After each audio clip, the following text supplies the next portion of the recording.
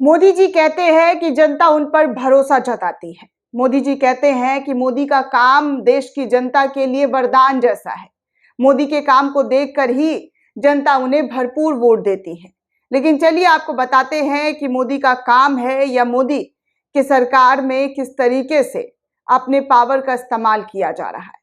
दरअसल दोस्तों, जनसत्ता के हवाले से एक रिपोर्ट निकलकर सामने आई है, जहां पर जहां पर आचार संहिता के 72 घंटे पहले ही 50% प्रस्ताव जो है वो भाजपा के हक में पास करवा दिए जाते हैं। ये खबर जनसत्ता के हवाले से निकलकर सामने आई है। हेडलाइन पर नजर फरमाइएगा दोस्तों, गौर से देखिएगा हेडलाइन क्या है। हेडलाइन ये है कि आचार संहिता के दौरान 72 घंटे में पास हुए 50% से ज्यादा प्रस्ताव। चुनाव आयोग के डेटा का एक बहुत बड़ा खुलासा जो है वो निकलकर सामने आया है। आचार संहिता को अक्सर सत्तारूढ़ भाजपा विकास और शासन में बाधा बताती रही है। हालांकि 2018 में एक साथ चुनावों पर अध्ययन के दौरान लॉ कमीशन के अनुरोध पर चुनाव आयोग ने एक डेटा इकट्ठा किया है।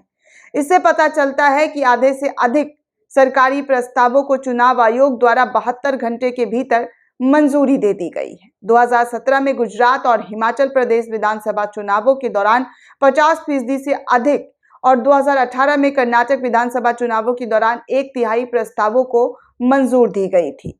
आरटीआई अधिनियम के तहत इंडियन एक्सप्रेस द्वारा जो एक रिपोर्ट सामने आई है, उसमें दस्तावेज से पता चलता है कि 16 मई 2018 को लॉ कमीशन के साथ हुई बैठक में चुनाव आयोग से सरकार द्वारा दिए गए प्रस्तावों का जवाब देने में लगने वाले समय पर डेटा शेयर करने का अनुरोध किया गया था।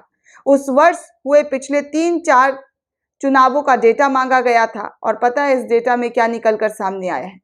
जी हाँ, इसके बाद आयोग ने गुजरात, हिमाचल प्रदेश और कर्नाटक में हुए विधानसभा चुनावों के डेटा को इकट्ठा करना शुरू किया और हिमाचल और गुजरात चुनावों की घोषणा की अलग अलग जो तारीख थी, लेकिन दोनों के नतीजे दिसंबर 2017 में एक ही दिन आए।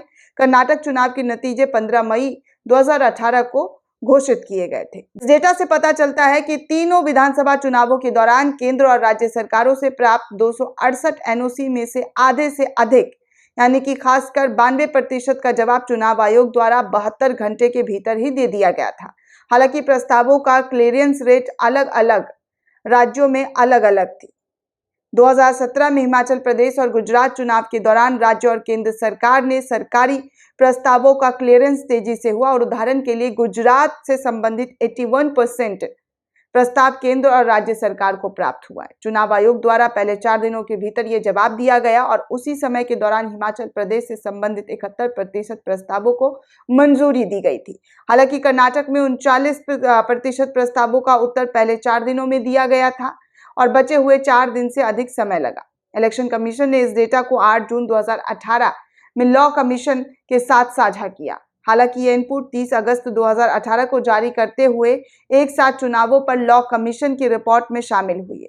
ड्राफ्ट रिपोर्ट में कहा गया है कि इलेक्शन कमीशन ने लॉ कमीशन को अपने संदेश में स्पष्ट कहा है कि वो आपात स्थिति, आपदा, वृद्धियों के लिए योजना आदि से निपटने के लिए शुरू की गई योजनाओं को मंजूरी देने से इनकार करते रहे हैं।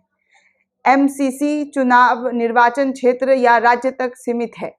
हालांकि ये समझा जाता है कि सरकार के विभिन्न अलग अलग अपनी सहूलियतों के हिसाब से नियमित मामलों को ईसी के पास भेजता रहा गया है। तो इस तरीके से जो है ये खबर निकलकर सामने आई है कि 72 घंटे में कैसे जो है आचार संहिता लागू होने के दौरान जो है 50% से ज़्यादा सरकारी प्रस्तावों को चुनाव आयोग के द्वारा जो है डेटा में खुलासा होता है कि प्रस्ताव पास कर दिए गए थे। अब आप खुद ही समझिए कि क्या सही है, क्या गलत है, कितना मतलब जो सरकार दावा करती है और जो चुनाव आयोग दावा करते हैं और जो चुनाव आयोग पर सवाल उठते हैं, उन तमाम सवालों का जवाब आपके पास होगा दोस्तों, तो हमें ज़रूर दीजिएगा। साथ ही साथ चैनल को सब्सक्राइब करना बिल्कुल भी ना भूलें।